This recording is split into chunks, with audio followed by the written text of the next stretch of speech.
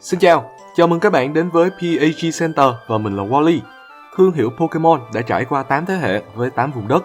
Tuy nhiên, đã có đến 9 gia đình Pokemon Á Thần đã được giới thiệu. Trong đó, đa số các Pseudo-Legendary Pokemon đều sở hữu hệ rồng trong người. Cụ thể, chỉ có duy nhất 2 trên 9 Pokemon thuộc nhóm trên là không thuộc chủng tộc loài rồng. Và trong số khám phá Pokédex ngày hôm nay, chúng ta sẽ cùng nhau tìm hiểu về một trong 2 Pokemon đó. Và cái tên được lựa chọn là Tyranitar, Pokemon Á Thần của vùng đất Johto, cùng các dạng tiến hóa trước của Pokemon này với số thứ tự Pokédex lần lượt là 246, 247 và 248. Hy vọng các bạn sẽ để lại cho bọn mình một like và một subscribe nếu thấy thích video. Nào, chuẩn bị chưa? Let's catch them all!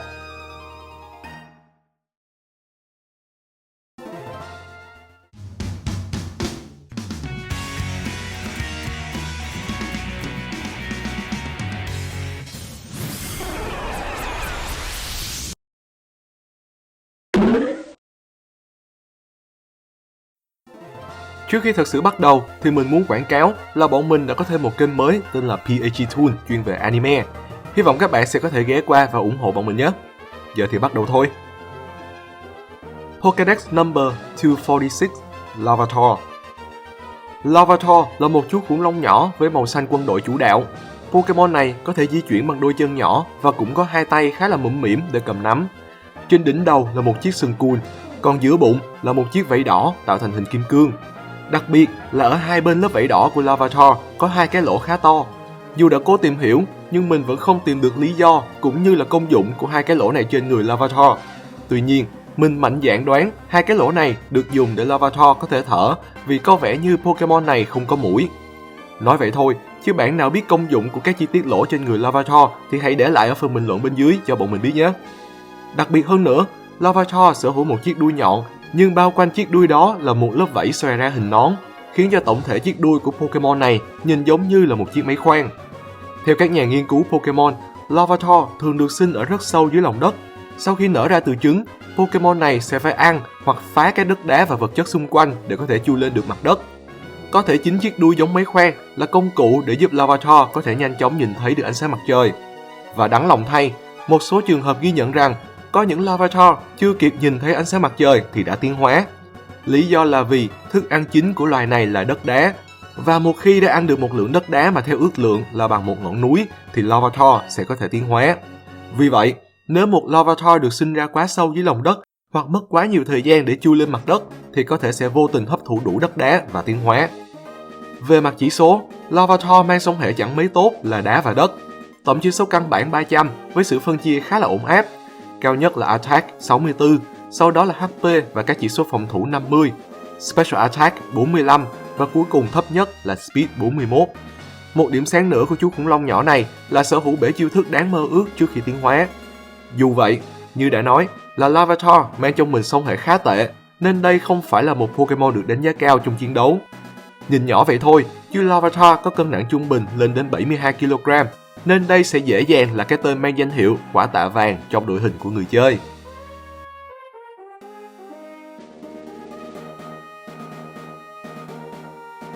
Pokédex number 247, Pupitar. Khi đạt được level 30, Larvitar sẽ tiến hóa thành Pupitar. Đây có thể xem là một level tiến hóa cao, vì đây chỉ mới là bậc tiến hóa thứ hai của gia đình nhà Pokemon này. Nhưng với mô tả là phải ăn lượng đất đá bằng cả một ngọn núi, thì đây có lẽ là một con số hợp lý. Ông bà xưa đã có câu, căng da bụng, trùng da mắt. Theo mô tả của Pokédex trong Pokemon Go, sau khi ăn no, Larvitar sẽ bước vào trạng thái ngủ để hấp thụ năng lượng. Trong quá trình này, toàn thân của Larvitar sẽ được bao bọc bởi một lớp kén màu xám xanh với những gai nhọn. Xung quanh chiếc kén cũng có những chi tiết lỗ, trong đó có hai cái lỗ to nhất ở giữa người sẽ là nơi mắt của Pokemon này có thể nhìn qua, còn những cái lỗ còn lại thì chắc cũng để trao đổi không khí. Và đó cũng là những gì mình có thể mô tả về ngoại hình của Pupitar. Nhưng Pupitar chỉ ngầu hơn loài Metapod và Kakuna một chút, chứ cũng không có gì đặc biệt. Nhưng đó chỉ là ngoại hình thôi. Với tư cách là một thành viên trong gia đình Á Thần, sức mạnh của Pupitar hoàn toàn vượt trội khi so với hai chiếc kén kia. Tuy cân nặng cũng đã tăng thành 152kg, chân và tay cũng đã nằm gọn trong lớp kén, nhưng với khả năng tạo ra khí nén, Pupitar có thể đẩy cơ thể để di chuyển nhanh và linh hoạt. Khi chiến đấu, Pupitor cũng sẽ dùng khí nén để phóng cơ thể với vỏ cứng cáp, có thêm gai nhọn vào phía đối thủ để gây sát thương lớn. Được biết, những cú hút của Pupitor có thể đâm xuyên thủng và đánh sập cả một ngọn núi. Bộ chỉ số căn bản cũng thể hiện rõ khả năng tấn công của Pokemon này. Chỉ số Attack cao nhất với 84 điểm, thể lực và các chỉ số phòng thủ cũng được tăng tận 20 điểm khi so với cấp tiến hóa trước để đạt 70 điểm. Và như đã nói là dù đã trở nên nặng nề, nhưng Speed của Pupitor cũng được tăng nhẹ lên thành 51. Đây có thể được xem là một bộ chỉ số công thủ toàn diện, nhưng vì vẫn mang trong mình song hệ đá và đất, cùng bể chiêu thức không còn tạo ra sự đặc biệt, thì việc sử dụng Pupitor vẫn phần nào được xem là một canh bạc đối với người chơi. Thậm chí, nhiều fan Pokemon còn đang tranh cãi về việc Pupitor bằng một cách nào đó có thể thi triển được hai chiêu thức cắn là Bite và Crunch, dù miệng của Pokemon này chắc chắn là đang nằm trong chiếc kén.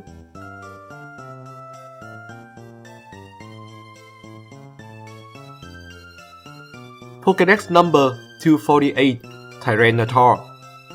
Sau khi đạt được level 55, Pupitor sẽ tiến hóa lên cấp tiến hóa cuối cùng là Tyranitar. Chiếc kén xám xanh sẽ vỡ ra để một chú khủng long to lớn trỗi dậy. Vẫn là màu xanh quân đội chủ đạo khi còn là Larvitar, nhưng chi tiết vảy đỏ hình kim cương trước bụng giờ đã chuyển thành màu xám xanh như chiếc kén của Pupitor. Tay chân của Tyranitar cũng phát triển hơn và có sự xuất hiện của móng vuốt. Toàn thân của Pokemon này cũng xuất hiện nhiều gai nhọn với độ dài khác nhau cùng với các lỗ hổng. Nhưng Tyranitar giờ đã có mũi để thở nên các lỗ này không biết được dùng để làm gì. Nhìn chung thì Tyranitar sở hữu một thiết kế đẹp và chất lượng, đủ để người nhìn có thể cảm nhận được sức mạnh và phần nào đoán được đây là một Pokemon Á thần. Với vẻ ngoài như vậy, Tyranitar tất nhiên là một Pokemon rất máu chiến và có phần hơi tàn bạo. Lớp da của Tyranitar rất dày và cứng như đá, giúp cho Á thần này có thể chống chịu được trước nhiều đòn đánh. Còn khi tấn công, Tyranitar cũng có kha khá các hình thức để có thể lựa chọn, từ cào đến đấm, từ cắn đến quất đuôi, từ phun tia năng lượng cho đến tạo ra những làn sóng sức mạnh. Tyranitar có thể làm được hết. Khi tức giận, Tyranitar sẽ gây ra những trận động đất cực mạnh, đủ để thay đổi địa hình xung quanh và phá vỡ những ngọn núi. Điều này khiến cho các nhà vẽ bản đồ thường phải vẽ lại các bản đồ mới. Biết được sức mạnh cực lớn của mình, Tyranitar luôn muốn lao mình vào các trận chiến, bất chấp đó có là khắc tinh của Pokemon này. Ở vùng đất Galar, dù có thể nói là bị khắc chế gần như là hoàn toàn bởi Duraludon, nhưng vì có chung môi trường sống, Tyranitar vẫn có sự cạnh tranh khốc liệt với Duraludon. Nói Tyranitar bị Duraludon khắc chế vì sau khi tiến hóa, Pokemon Á thần của vùng đất Johto đã chuyển sang mang song hệ đá và bóng tối. Song hệ này đúng là có phần khá khẩm hơn song hệ đá và đất của hai dạng tiến hóa trước, nhưng nhìn chung là vẫn là một song hệ yếu. Nhưng chỉ số của Tyranitar là một câu chuyện khác.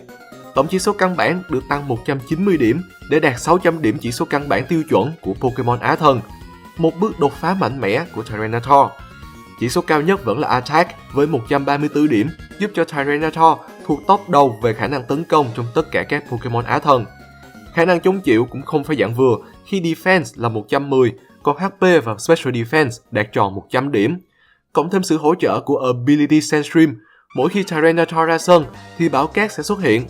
Từ thế hệ thứ tư về sau này, trong thời tiết bão cát thì chỉ số thủ đặc biệt của các Pokemon hệ đá sẽ được tăng 50%, giúp cho sự trâu bò của Tyranitar lại được tăng cường. Đi game với Tyranitar trong tất cả các bản game chắc chắn chưa bao giờ là một sự lựa chọn sai lầm. Tuy nhiên, với tốc độ căn bản 61 điểm thì Tyranitar cũng chính là thành viên có tốc độ chậm nhất trong các Pokemon Á thần ở thời điểm hiện tại. Tốc độ dưới trung bình, cộng thêm song hệ bị đến 7 hệ khắc chế, nên dù cho vẫn được Smogon đánh giá cao khi có thể leo đến hạng Overuse và Uber, nhưng theo trang Pikalytics, tỷ lệ các trainer lựa chọn sử dụng Tyranitar trong các giải VGC lúc này là khá thấp. Chắc không cần nói thì ai cũng có thể dễ dàng nhận ra vai trò mà Tyranitar có thể đảm nhiệm tốt nhất trong đội hình chính là một tay đấm vật lý. Nhưng một tay đấm với tốc độ thấp và có quá nhiều điểm yếu như Á thần của Gen 2 này thì gần như chắc chắn không thể trở thành một sweeper và thời gian sử dụng trong trận cũng không được dài hạn. Thêm nữa, chiêu thức setup tăng sức mạnh tấn công duy nhất mà Tyranitar có thể học được chỉ là Dragon Dance. Dragon Dance nghe qua thì có vẻ là một chiêu thức setup hợp lý và khắc phục được nhiều điểm trừ của Tyranitar. Nhưng Tyranitar sẽ nhảy được bao nhiêu lần vũ điệu rồng trong trận và phải nhảy đến khi nào mới được xem là mạnh thật sự thì mới là vấn đề. Việc sở hữu Ability Sandstream là một điểm sáng hiếm hoi của Tyranitar.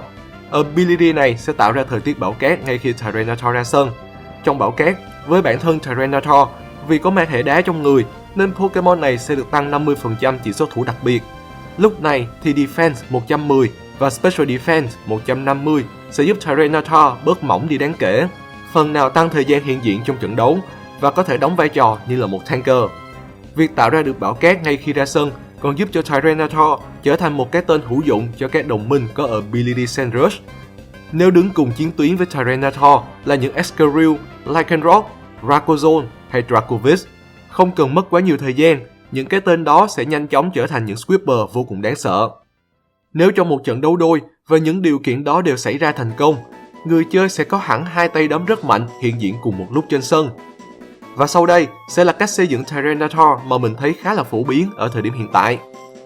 Đây rõ ràng là một cách build để Tyranitar có thể khô máu với mọi đối thủ, tấn công dồn dập đến hơi thở cuối cùng. Tuy nhiên, trong cách xây dựng phổ biến này, mình thấy Lash Out là một chiêu thức khá khó để canh thời điểm sử dụng. Nếu muốn đơn giản hơn, các bạn hoàn toàn có thể thay Lash Out bằng Foul Play để dễ chơi hơn. Bên cạnh đó, cách xây dựng này cũng thiên về đấu đôi hơn. Còn trong đấu đơn, việc thay đổi Rock Slide và Super Power bằng Stone Edge và Earthquake là việc nên làm. Thậm chí, để tăng tính liều ăn nhiều, một số trainer còn thay item của Tyranitar từ Focus Shot thành Quickness Policy để á thân này nhanh chóng đạt được sức mạnh lớn cần thiết để càng quét càng nhiều càng tốt. Nhưng như đã nói, đóng vai trò là một attacker nhưng có quá nhiều điểm yếu, tốc độ cũng không cao, phòng thủ cũng không quá xuất sắc mà còn lại phải phụ thuộc vào thời tiết. Tyranitar hiện tại chưa phải là một Pokemon lý tưởng để trainer có thể tự tin mang vô các trận đấu PvP.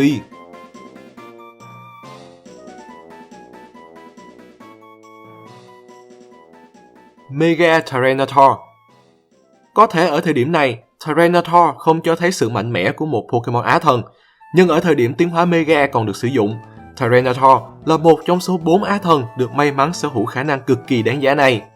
Khi tiến hóa Mega, các phần gai sau lưng của Tyranitar bị thu ngắn lại, nhưng những chiếc gai ở người và hai vai lại trở nên dài ra rất nhiều, tạo thành một chiếc áo giáp vô cùng hầm hố giữa ngực của Á thần này. Các chi tiết gai ở đuôi và đầu gối cũng phát triển dài hơn. Trên cơ thể của Mega Tyranitar xuất hiện nhiều lỗ hổng hơn, phần vảy kim cương xám xanh chuyển thành màu đỏ, và đặc biệt, ở hai lỗ đen trước ngực Tyranitar có xuất hiện hai chi tiết màu đỏ nhìn giống như là một đôi mắt. Nhìn tổng thể thì Tyranitar giống như đã sở hữu thêm một khuôn mặt nữa ở giữa người vậy. Việc lớp vảy chuyển từ màu xám xanh sang màu đỏ được cho là vì năng lượng bên trong Mega Tyranitar đã tăng quá lớn và đang sôi sục, khiến cho các lớp vảy đó bị đổi màu. Theo ghi nhận, sau khi tiến hóa Mega, Tyranitar sẽ cao thêm khoảng 0,5m. Tuy nhiên, vì trên đỉnh đầu của á thân này có xuất hiện một chiếc sừng rất dài, nên rất có thể phần chiều cao tăng thêm đó của Mega Tyranitar là do đã bị cắm một chiếc sừng dài như vậy. Bị cắm sừng cũng phải thôi, vì theo cảm nhận của mình thì thiết kế của Mega Tyranitar là không quá đẹp, có phần hơi thô và cồng kềnh quá mức. Thêm nữa là còn xuất hiện nhiều lỗ trên người hơn, khả năng cao sẽ khiến một số khán giả không thích cho lắm. Về bản tính thì chắc chắn Mega Tyranitar còn trở nên đáng sợ và hung hãn hơn. Nếu đối trọng của Tyranitar ở dạng căn bản là Duraludon, thì khi Tyranitar tiến hóa Mega, Duraludon chắc chắn không có cửa để so sánh. Lúc này thì chỉ có Mega Aggron mới xứng đáng trở thành đối thủ xứng tầm của Mega Tyranitar. Tăng 100 điểm chỉ số căn bản nhờ tiến hóa Mega, Tyranitar đã sử dụng gần như toàn bộ 100 điểm đó vào 3 chỉ số quan trọng nhất là chỉ số công vật lý và 2 chỉ số phòng thủ, còn lại là 10 điểm tăng vô chỉ số tốc độ. Vì vẫn giữ nguyên sóng hệ và vẫn là Ability Sandstream, Mega Tyranitar vẫn sẽ tiếp tục đóng vai trò giống như khi còn ở hình dạng căn bản. Một tay đấm vật lý rất đau với các chỉ số phòng thủ đáng mơ ước. Nên nhớ là thủ đặc biệt của á thần này sẽ được tăng 50% trong bão cát nữa nhé. Và tất nhiên, khi cần thì Mega Tyranitar vẫn sẽ hỗ trợ được cho các đồng minh trong team bão cát. Cách xây dựng Mega Tyranitar thì cũng không có khác biệt nhiều. Nếu bê nguyên bộ 4 chiêu thức ở hình dạng căn bản vô luôn thì cũng chẳng sao. Nhưng vì đến Gen 8 thì Lash Out mới được giới thiệu nên bắt buộc phải thay. Grunge là một phương án có thể tính đến. Thay luôn Protect bằng Fire Punch để tăng thêm phần tấn công tổng lực cho á thần này. Nhìn chung thì đúng là nếu có thể tiến hóa Mega, Tyranitar sẽ trở nên mạnh mẽ hơn, trâu bò hơn và đáng để sử dụng hơn rất nhiều. Dù cho vẫn mang sóng hệ đá và bóng tối hại chủ, nhưng các chỉ số phòng thủ như vậy của Mega Tyranitar là quá tốt rồi. Chúng ta không thể đòi hỏi gì hơn nữa. Điều mà chúng ta nên chờ đợi là ngày mà tiến hóa Mega được áp dụng trở lại và Tyranitar sẽ lấy lại được sức mạnh lớn nhất của Pokemon Á thần này.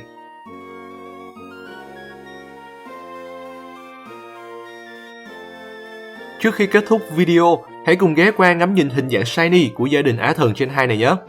3 cấp tiến hóa, 3 màu sắc khác nhau. Ngoài shiny Larvitar có màu không quá khác biệt, thì 2 cấp tiến hóa còn lại thì mình thấy màu shiny khá là đẹp. Nói chung là màu shiny của gia đình nhà này là khá ổn áp. Và đó là số khám phá Pokédex lần này, tìm hiểu về gia đình Pokemon Á Thần của vùng đất Johto, Larvitar, Pupitar và Tyranitar. Các bạn có cảm nhận và suy nghĩ như thế nào về gia đình nhà Pokemon này? Các bạn đồng ý hay có ý kiến đóng góp cho bọn mình? Hãy cho bọn mình biết ở phần bình luận bên dưới nhé! Đừng quên cho bọn mình một like và một subscribe nếu thấy video hay và thú vị. Cảm ơn các bạn đã xem hết video. Xin chào và hẹn gặp lại trong những video sắp tới. GG everyone!